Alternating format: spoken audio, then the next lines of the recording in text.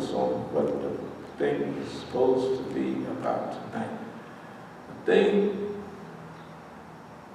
about tonight's program is that we are off into, we have our goals set for what we want to do for this period. Let's call what we call in Juma, 2020 vision. We have a vision of where we want to be 3.5 years from now. That's 2020. We call it 2020 vision. It's colored and it's great. I like it. It's really just give you something to think about. That we have a vision of where we want to be in 3.5 years. First thing we're going to do is we're reviving for North America the great project that they destroyed in Great Britain. Masjid Ashura Islamiyya Free Britannica. We're starting, let's call it, the Muslim Parliament of North America. That's one part of it. That means within a reasonable time, we want to have emissaries of our own. That means we're going to meet and converse and cooperate with people who are on the same level as we are. Who are those? They're diplomats. They're embassies. So within 3 years, we will have emissaries of our own that we will send and discuss with people around the world. Because, look, let's be realistic. There's nobody in the world that's been more accurate on the way the world is heading than we have. They haven't even been as close. Russia hasn't, Iran hasn't. They're good. But they haven't been perceptive as we have been about forecasting. But they've been very effective at doing their job. Now, Majlis Ashura Islamiyya fi America, that's Masjid, Majlis Ashura. Majlis, this comes from Jalsa. You know, when you sit down at Jalsa, it means a place of sitting. So Majlis means a place of sitting, just like Sajda means a place of sujood. Right. Okay. So think of names like Islamic Liberation Movement of North America, As-Sabiqun Liberation Movement of North America, Non-Violent Resistance. Remember, non-violent resistance. Everybody trying to push us toward violence, so sorry. Non-violent resistance, but not impotency. That means churches, that means Masjid, that means ethical institutions that want to participate. And we always say, like homelessness, like drugs and alcoholism, all that treatment, we're going to push our non-violence. Resistance means pulling away from government institutions. You want to keep your money? You want to spend all your money on the military? You don't want to help the people? Forget you, right? Imagine the churches. We focus on West Virginia and everywhere else because the white folks is down here. It's another thing. The white folks is dying like flies. They had a program on today. Yeah. Talking. Exactly. One of the ladies that made it, she sounded like she just was born in a coal mine. Did you hear the same one? The one that was going to jail first, then she took a course and she got Exactly. That child sounds like Loretta Lynn or somebody. The coal miner's daughter, man, she sounds like Miss West Virginia, 1922. I mean, pure West Virginia accent, not no modern. So the National War of Liberation for us means visualize right here, Southeast, us. Okay, soon, very soon, with God help. See, we're taking our program to the world. We're not going to sit back and wait for it to come. That's why we wanted to do something today, because I was going to go out to somewhere else tomorrow, but now we should be more professional. That's why I have to force myself to slow down and take it easy. We're going to be more professional with these now. Shorter, more to the point. Let's say this will be the last long-winded one, because we got off track. But visualize, right here, southeast, visualize 3 and 4 story townhouses right over here. Visualize we tear down this, tear down that, tear down one where I'm at, and we put up brand new buildings. Just visualize this, the last scene of this. Imagine restructuring arches. Imagine all that junk thrown away. Imagine remodeling a Menara out there, arches on the front door. Especially the bathroom there, we'll enclose it so that we can still pray that way as long as there's a petition. You know what I mean? That there's a bathroom out there, but as long as there's a petition, you can still pray in that direction. You know, whereas generally you can't pray toward a bathroom, and the bathroom have to be not where you're facing the Kaaba and all that stuff. Anyway, a lot of stuff like that. Okay, so we're following all the guidelines. But this will be remodeled, updated, and all that. We'll have a temporary fix it. We got to paint the Masjid Saturday after next, stuff like that. That's just temporary fixes. Yes. Visualization like they did down there by the metro. You know what they're putting up? That's going to change the whole complexion. That's what's happening. Yeah. You know, they had a plan 10 years ago. And yes. Now here it is, and there it is. Well, see, we are, as we travel now, we have a package to sell people. So we can go to religious institutions around the world and say, this is our package. Well, what have you done? This is what we did.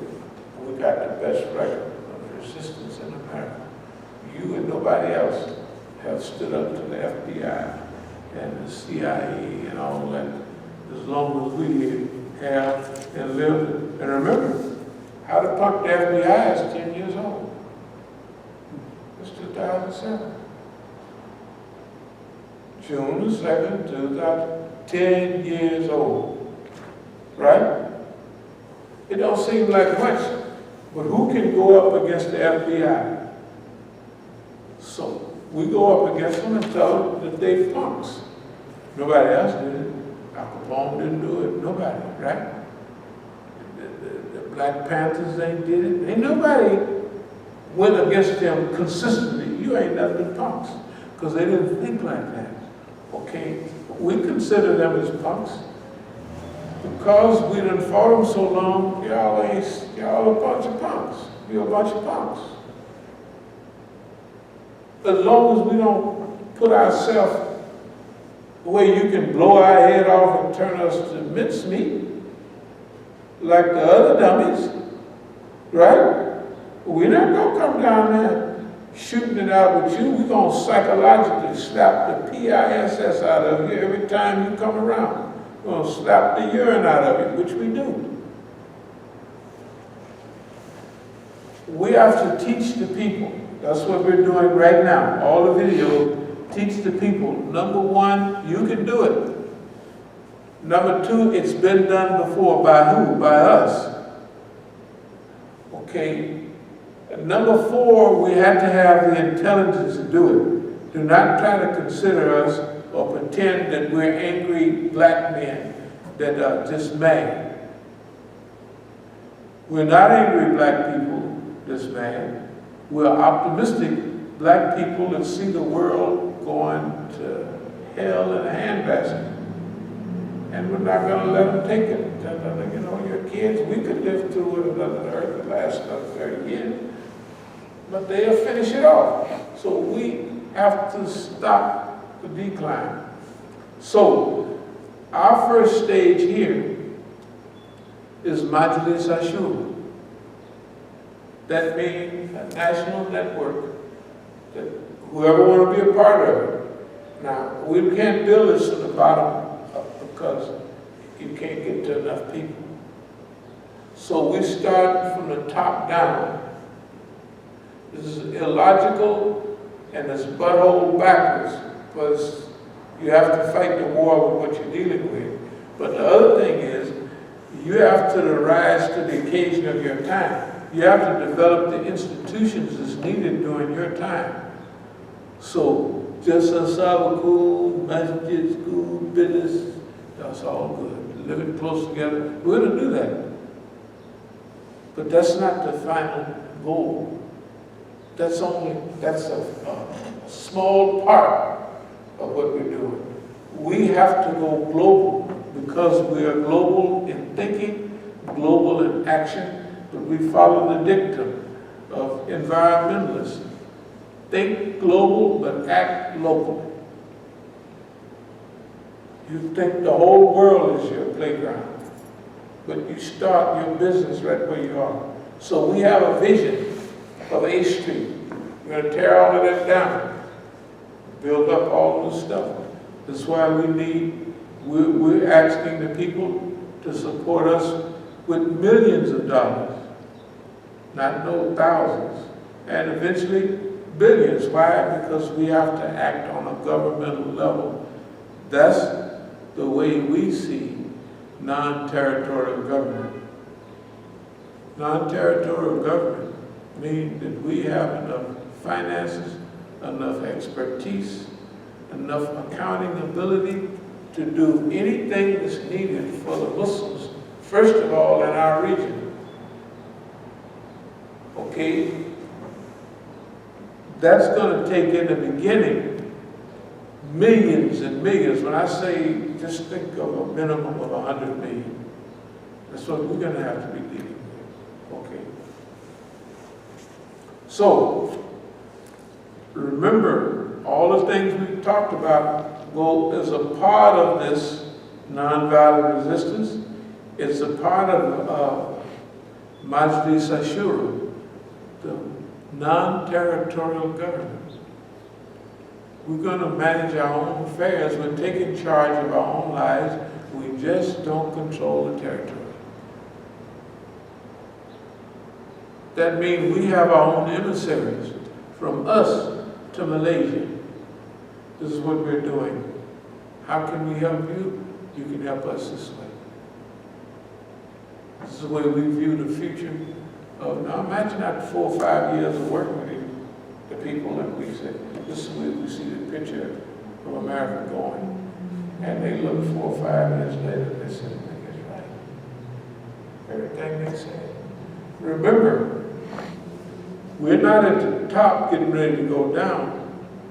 We're getting sharper and sharper with age, not dim-witted. Just think about the quality of the forecasting. It hasn't reached anywhere close to a peak yet. We're going to go down. It ain't like that. It's getting clearer, sharper, and deadlier all the time. Okay.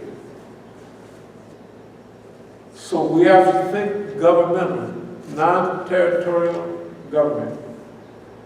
And that's where goal setting comes in. Goal setting helps keep you focused. We've been at these goals for about a decade, but we didn't have the environment to implement them. We had to arrange the environment. This arrangement started with Oakland. Technically it started in 2002. It started in 2002, that's when we had our last national, whatever you call it, right, As-Sabiqun conference. We said then that we were being stabbed in the back. We couldn't find no allies in the house. So, okay. So we had to start then. We have been arranging this event since then. By 2005, we was in pocket. We started lighting a fire on California. Gentle fire, but everybody knew what we was talking about. We was talking about abdul-Alim, when we did campuses, when we did everywhere. If you got it referred to the hadith, the people on the boat, September 2005, that's when we kick it in. By 2007, Abdul-Malik was ready to jump off the boat. By 2008, he jumps. And he blames it on us. He says, Imam Musa fired me. I had his resignation. I let him talk that for 6 months. Then I showed everybody. Didn't even make no difference to them. Because they was all on. See, that's why we don't worry about talking to those people in Oakland or here or anywhere else. Because they're on their team. You would be trying to help straighten people out that don't want to be straightened out. It's like trying to talk to Mukhtar Khadija. You're wasting your time. They don't want to hear anything you say. They just want to accuse you of different things. So technically, we don't listen to them about nothing. But if they call, I say, anything you'd like to say? Because they're going to say something that's like the FBI. I told the people, the Iranians, to stop talking to the FBI. No, we got it covered. No, we're going to trick the FBI. It's okay. So pretty soon they start turning them, and they flip them and flip them pretty soon. As one of the brothers down told me, 18 years ago, the FBI used these terms. One of the top guys, I would say the top guy. The FBI has been very successful with us, talking about the Iranians. I didn't say nothing. I just played like I didn't hear it. Kept on rolling. Right? So you keep listening. So Khadija called and said, what you want to tell me? Yeah, don't nobody care about you. That's why you're not getting no shout outs. You know, like on the, remember I keep asking, is this stuff really going on? Why that? Because it shows 7 people listen, 10 people. That's bullcrap. That's just like people sending me money 10 years ago and none of it ever get here. The mail collects all my checks, cashes it, Masjid al-Islam stamp, my handwriting. We got a handwriting machine. It's just like Clarence Reed, Masjid al-Islam. And they collected, no checks came from overseas, no checks came from inside. I don't get no donation. That means the government, I went crazy because I remember before when I made an appeal, I could count on this company. Okay, what does it mean? They're paying too close of attention. They want to convince me nobody's listening. Excuse me, fat lady. And if you'd lost a few pounds, it don't do you no good. When you smack, fat and ugly, snag a tooth, B-I-T-C-H, look, it don't make no difference if you lose weight on your behind. Your head is fat. Your lips is fat. And you just a slob. You're a doormat girl. And I try to help you now. I try to help you. You know I helped you in Mukhtar. But y'all let them yellow niggas out there put your life and your family in danger. Here you stupid nigga, you done come to the masjid pulling guns and bring them dumb Arabs, and then you come and take, you the only nigga in the world that ever stole the zakat box in front of everybody and run off in Juma time.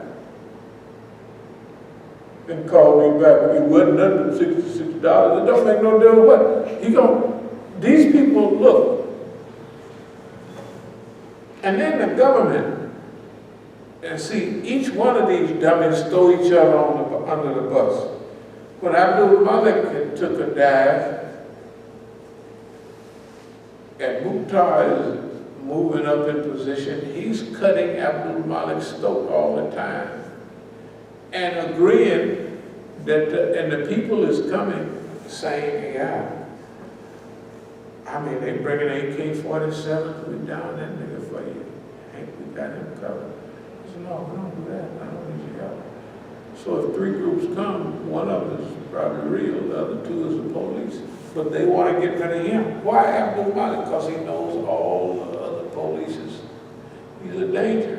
All you got to do is watch the movie when a CIA operative finishes his job and he's in he knows too much.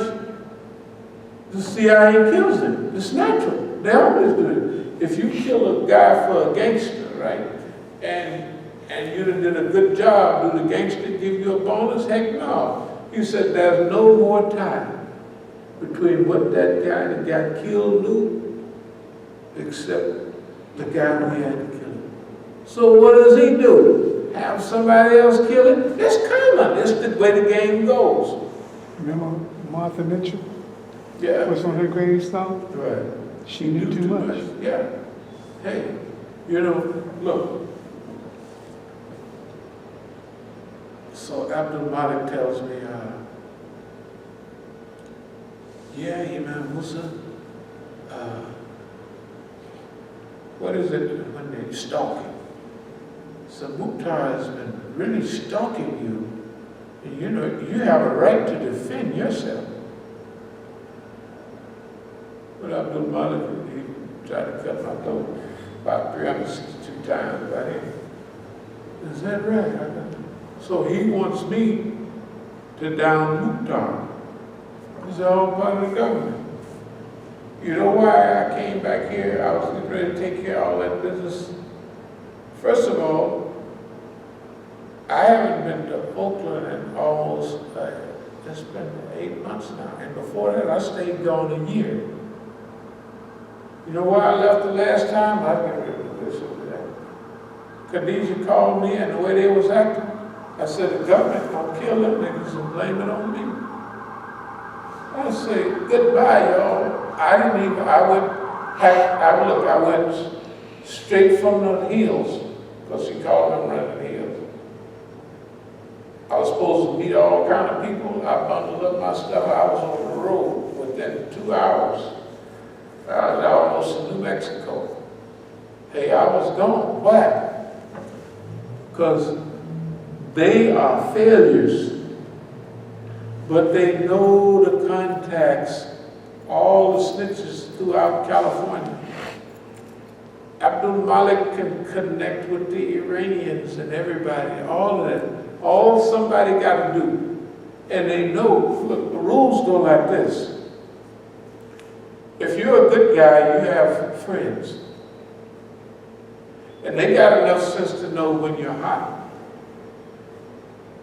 So everybody's going to take it easy. But what about next year? What about 5 years from now? What about their life is not worth what their life is fine, but their life is not worth a plug nickel. None of them. They're just not. Because somebody wants to get them. Either people who are friendly towards good people, right?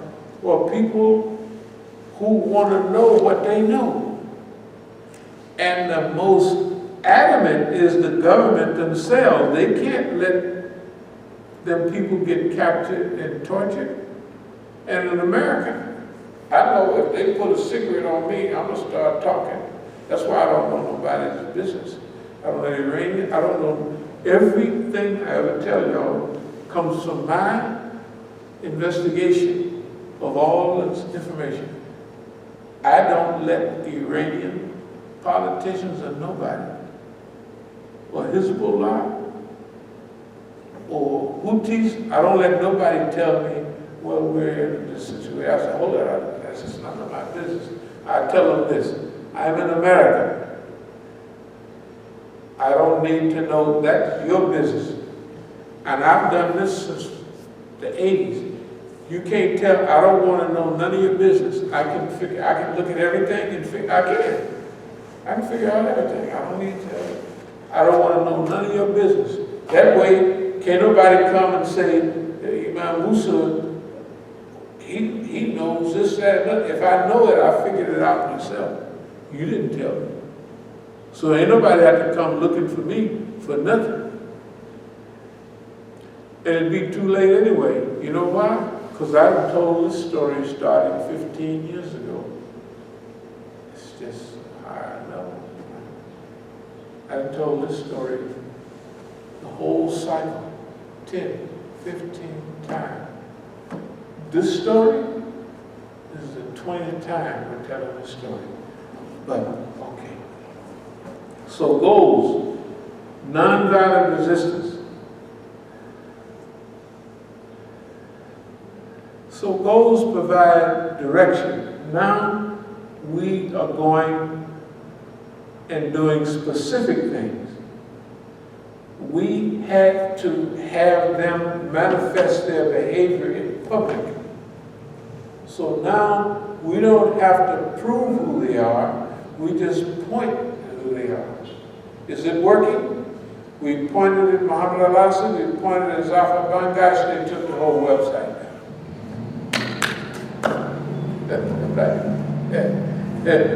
Them coons calling, trying to make us feel like we're not effective. I wouldn't listen to them at a church confession. I just wouldn't listen to them. I know we're effective. We're not effective, we're deadly. And those people deserve the loot butt kicking. The trio here, what was the trio? Safi Khan, what's her name? The thief.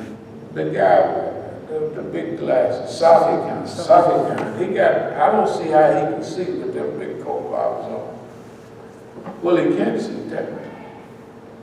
I mean, he can see physical things, but he can't see nothing else. And Muhammad al-Assad, the trio. Trifecta. The trifecta. It's pitiful. It is pitiful. Okay. So, I go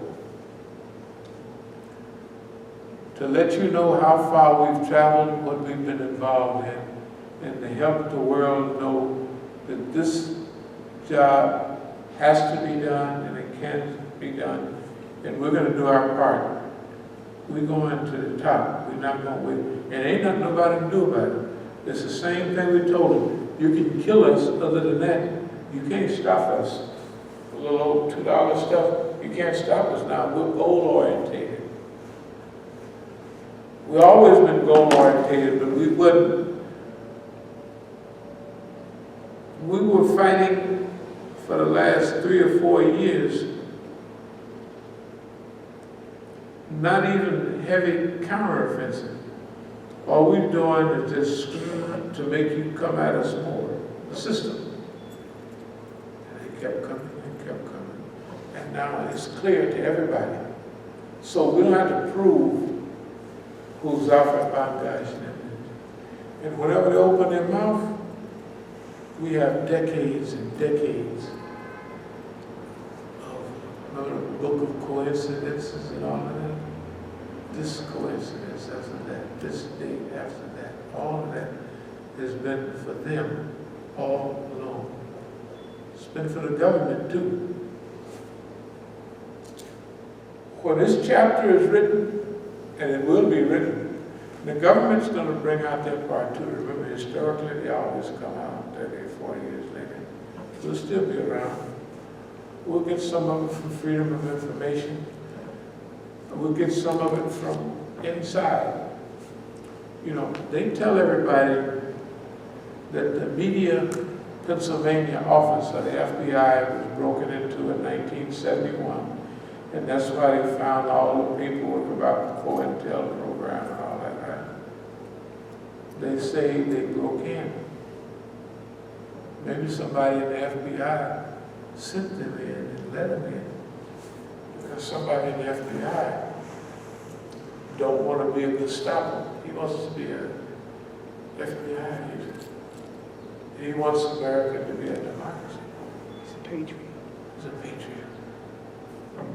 Never give up hope minimum 10% patriots all the time in every society. Don't make no difference. They call true believers. They believe in the damn system. What are we doing? We're gonna, and we have been cleaner than Caesar's wife, as they say.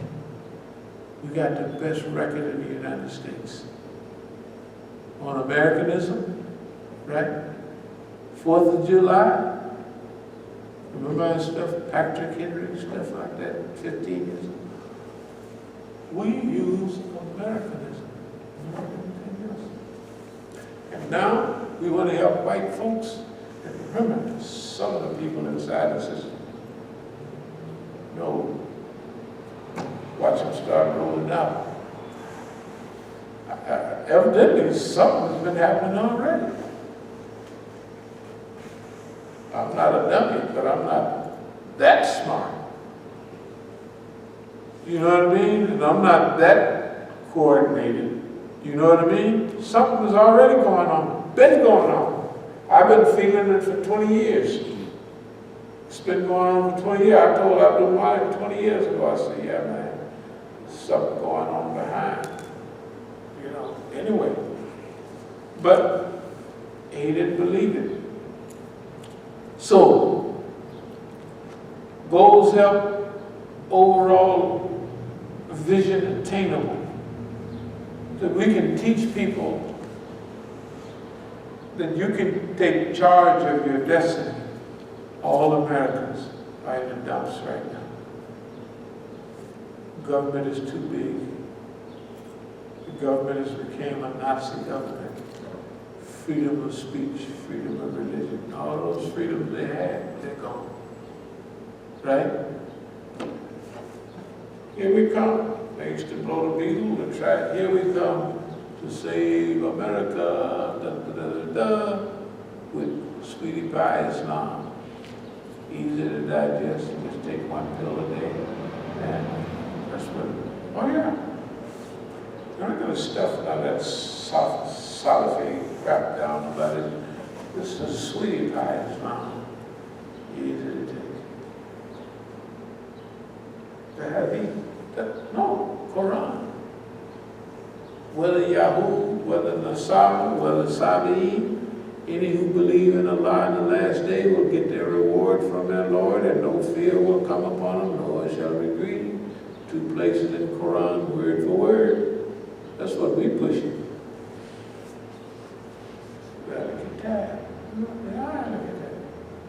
And you have a right, as a human being, you have a right to be able to take charge of your own life. You have a right, that's right. We, not only that, with those very dilemmas that Jefferson and them all of them went through, Voltaire and them, it was a new stage, moving away from kingship, divine right of the king, to the people now.